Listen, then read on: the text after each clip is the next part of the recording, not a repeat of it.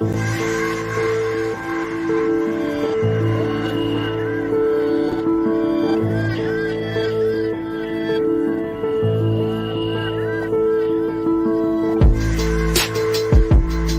started making names right away, and I loved it. I was robbing drug dealers, taking their gold right off their neck, and the shit we did, who's gonna call the police on you? A drug dealer? I can identify with anything that was normal, to be honest with you. But I was born and raised in Brooklyn, New York. Yeah. 99% of the time, you're gonna disappear. Just like the Donnie Brasco situation with Lefty? Yeah, because the reason why, they figure it this way. You brought this guy around, he ratted on everybody, now he ratted on you. You might turn around and join him and rat on us, so we get rid of you, there's no connection between there and there, and they get rid of you.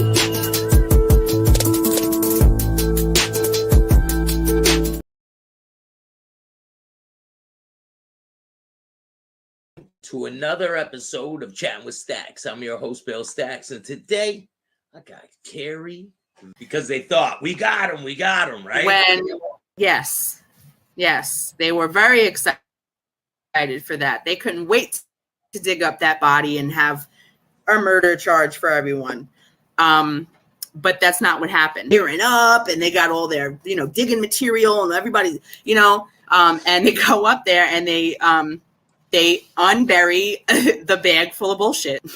Pot roast. My dad says that there was a note. My dad said there was a note on there, but I don't know how. I don't know. That's what he told me. He was like, there was a note there saying, "Ha ha, you pig," or something like that.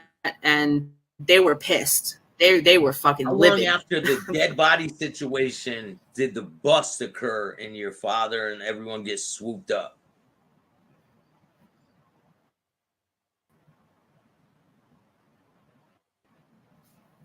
I'm not exactly, but I would say that it would be about maybe not long. I would say maybe like a month or two. If I'm that's just a guesstimate. I'm so bad with time frames, but I think so. So what kind of things were happening after the body situation until the arrests? A lot of things, they had a lot of get-togethers, a lot of arguments. Jason actually beat up my dad in front of the club because my dad was trying to get him to believe that this man was a cop. And he just, for whatever reason, just wouldn't listen to anyone. My cousin tried to tell him. I tried to tell him. My uncle's daughter tried to tell him. As a matter of fact, I went out to dinner with my cousin about last week and we spoke about it. And she was even like, I tried to tell Uncle Jason and he just wouldn't listen. It was, what it was Ken and his wife, the other agent. They came in with money. They came in with money. They came in with material shit. And my Uncle Jason was just so oblivious to the fact that he might be a cop from all the expensive things that they were buying. And Ken was at Jason's level as far as what Jason wanted to be. How he wanted to have a lot of money. He wanted to have, Ken kind of made himself look really put together, a house, so wanted to be successful. Yeah. So the thing is with Jason is that he has a different father than my father. They have the same mother, different father. So his father's from Vermont and very country, hillbilly type of thing. And Jason was never into the biker shit. He was always trying to appease his father, wearing a cowboy hat, listening to country music, making fun of my uncle and my dad for being a part of the club. Then his father passed away. When his father passed away, his father left him a shit ton of money. What he did with the money was, now this is around the same time The Sopranos came out, right? Everybody remembers The Sopranos, right? It's almost like when Scarface came out and everybody wanted to emulate Scarface, sniff a whole bunch of coke, you know what I'm saying? So when The Sopranos came out and my step grandfather passed away and left him all that money, he wanted to be a gangster. He always wanted to be my dad. He always wanted to be my other uncle, but he never had the balls enough to do it, because appeasing his father, right? So when his father passed away and left him the money, he started slicking his hair back, buying expensive Italian suits, fucking having Sunday dinners with meatballs and shit. He's not one lick of Italian, by the way. And he just wanted to be a gangster so bad that he decided to become a pagan. He had the look, he had the attitude. I've never seen him personally fight, but he is my dad's brother. So, yeah, everybody, he had the look. I feel like he just had the look, and everybody was just intimidated by his size, and his demeanor was very mean. He was very mean. He was a fucking asshole, So he wouldn't listen to us. He just wanted to be a part of something so bad that he just decided to be a pagan and really just fucked everything up. How long was he involved with the club for? Jason, I don't know, maybe fucking like 2 years. He's not long in it anymore. No, are you kidding? He won't even talk to me anymore because I'm affiliated with my own crew. I'm a Crip, so he will not talk to me. I told him I was a Crip, never heard from him again. Even told me I can't talk to you anymore. And my cousin told me he won't even take an Uber because he's afraid the driver is going to have a gun in the trunk and he's going to go back to prison. He's online college trying to be some kind of attorney or some shit, man. I don't know. But I tried to tell motherfuckers he wasn't about that life. But I'm a female. 1%ers they don't respect females like that. Or they never used to. So they're not going to listen to us. Hence the bust. So what other things happened leading up to the arrest? Were there other signs? For me and my dad, then that whole thing happened with Bennett. That was a really big thing. Like even in the book, Ken was trying to say, I know Hogman killed Bennett and blah, blah, blah, blah, blah. I just got to prove it. When that happened, when Bennett passed away, that was a huge thing for the club. Huge. How did he pass away? So Bennett was a prospect. And so he was prospecting for the club and hanging out with my dad. And him and my dad were, sniffing coke all night and stuff like that. They had from what I heard, they had some hookers there. They were just partying hard, And the next day, my dad was a pizza maker. He worked for his best friend at a pizza place. It's a guy. So he wakes up really early. And, he has my mom's stuff. Her nightgown laid out on the bed, he's very mournful about her. So her blanket, all her stuff. And he wakes up and there's blood everywhere. Blood everywhere, all over the place. And Bennett has a hunting knife in his eye through his skull. Everybody knows how hard it is to penetrate the skull. So your dad just wakes up and finds his club brother dead. Mm-hmm. At the end of his bed. Yeah.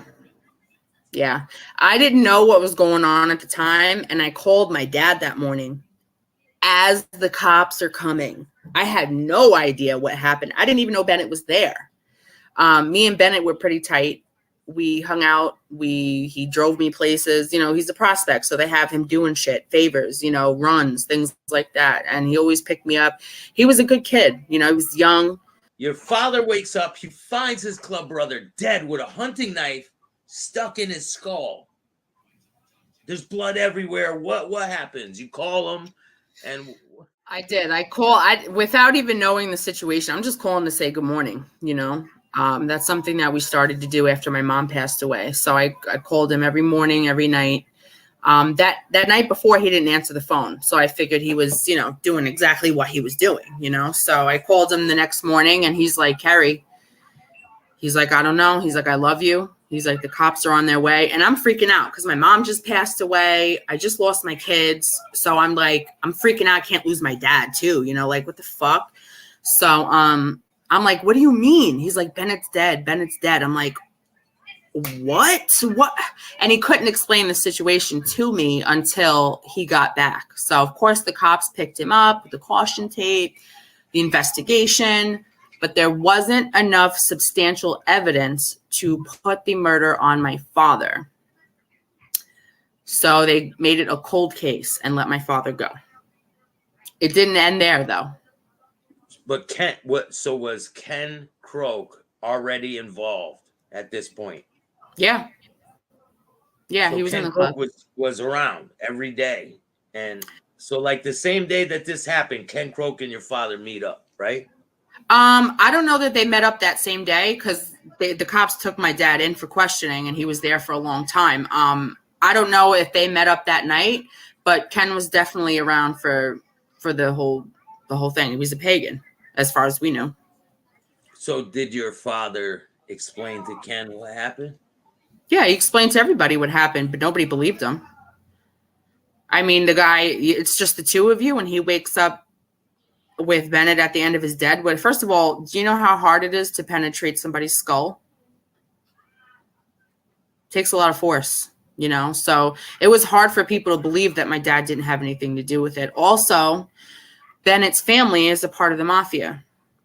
So Jason and the Pagans have to have a sit down with Bennett's family and discuss not putting a number on my father's head, basically.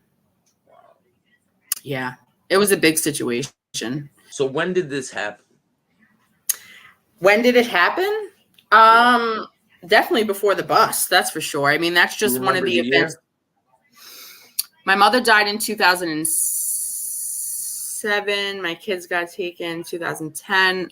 I would say 2009, 2010. So how long until the takedown happens from that point? Oh man, I'm so bad with timelines, Bill. I wish I can give you an exact time. It was such an emotional time for me and my dad because of my kids and because of my mom. I didn't really pay attention to the timelines, honestly. But I got the phone call to look on the news and saw my dad's face in a little box with like 12 other people. I mean, they were going out to Maryland getting people. They were going out to Boston getting people. I mean, all over the fucking place. And it just became this big thing. It definitely happened in 2010. I know that. I want to say October. Yeah, I think it was October of 2010 is when the bust happened. I think I have one of the pictures of them being let out. Mm-hmm. That's one of the pictures of them being let out in handcuffs, right? I gotta see. Let me show you. I know they have like this really exclusive picture of my cousin. Yeah. Yep, that's some of them. Yeah, and this was Ken. Yeah. Yep, that's him. Your dad's on the right, right? Yeah, my dad's to my right. His baby brother's in the middle, and Ken is at the other end there at the left. Now, he wrote a book. That's how all this came about. And you're like, what? Like, how is he telling your story? So you decided to go to TikTok and air out all your grievances. And that's how I found you and brought you on Chatting with Staxx. So let's talk about that. Let's talk about the takedown too, and how everything was happening and what transpired from the first moment you find out that there's a bust. Like, what are your thoughts and what's going on at that time? Well, like I said, it was an emotional time for me and my dad. We had extremely a lot going on. And then the death of Bennett and him getting accused of it and the stress of that and everything. I looked on the news and I didn't know what to think. The first thing I thought was my dad's going away for a really long time, you know, and he winded up doing 12 years, 2 extra years. He got sentenced 10, did 2 extra. And, you know, I just want to say, like, Ken, I don't know what Ken thought he was doing. He put a bunch of half dead men in prison and caused more of a ruckus than he did anything else. What he did was poke the bear. He did. And now recruiting season is, they don't care if you're Hispanic. They don't care if you Crip, blood. They don't give a shit. If you're loyal, you can prospect. And it's because of numbers. And it's because of that. It's because of Ken. You know what I'm saying? And he definitely did more damage than he did good. And that's why I also feel like he did this for fun. He says in the book, it was excruciating and bullshit. He had the time of his life. Let's keep it real. You know? And then he wants to go ahead and accuse my father of being a racist in the book. He uses his first and last name. Something really disgusting that I know my father would never do. My whole family knows he would never do this. And we have facts behind that. He just made my father out to be a real disgusting piece of shit. And that was not my dad. My dad was a lot of things, but he's not. Another thing he did was treated your uncle really well in the book, right? Yeah, that's why I feel like, Jason had something to do with it, because everyone else got talked about like shit. Jason, I don't remember if he used Jason's first and last name. I don't think he did.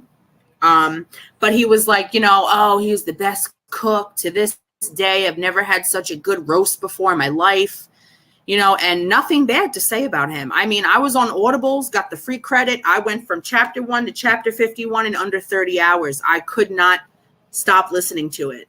And there was nothing said bad about Jason in that book. Not one thing. Just that he was big and tough and he's a good cook. Okay. Pretty odd, right? Very odd. Very odd, yeah. I'm actually looking to find a copyright lawyer or a defamation lawyer or something because, my father's dead, but that's my last name. This is my father's reputation. And he wasn't those things. He had a family. He had a heart. He had a soul. He was a big teddy bear. And the fact that what I do want to get out there very importantly is that all the women in my dad's life, whether they were young or old, strangers or family, they gravitated towards my father, not in a sexual way, but more like he's such a teddy bear. They sat on his lap. They pinched his cheeks. They made him feel good. And women loved my dad just for being a teddy bear. Like they never wanted to screw him or anything, but they just loved his energy because he was protective. He was loving, and of course, when you're around your bros and you're having a couple drinks, which he didn't really do, he wasn't big on drinking, but when he did have a couple drinks, of course he would say some vulgar things. He's a fucking pagan. He's around his bros. He can't be a fucking teddy bear around his brothers. You know what I'm saying? So, of course, he's going to say some vulgar things about women.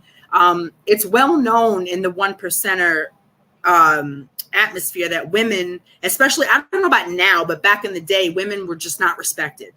Like, shut up, sit down, or I'm going to fuck you up.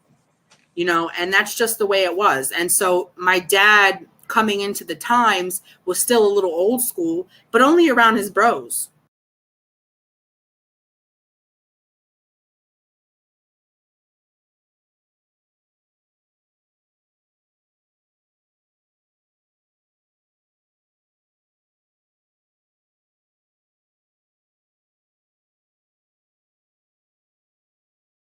Thank you to everyone that watched. Part 3 will be out soon. And make sure you hit the like, subscribe, and notification bell. And I got a lot more shows coming, so stay tuned. Chatting with Staxx. Peace.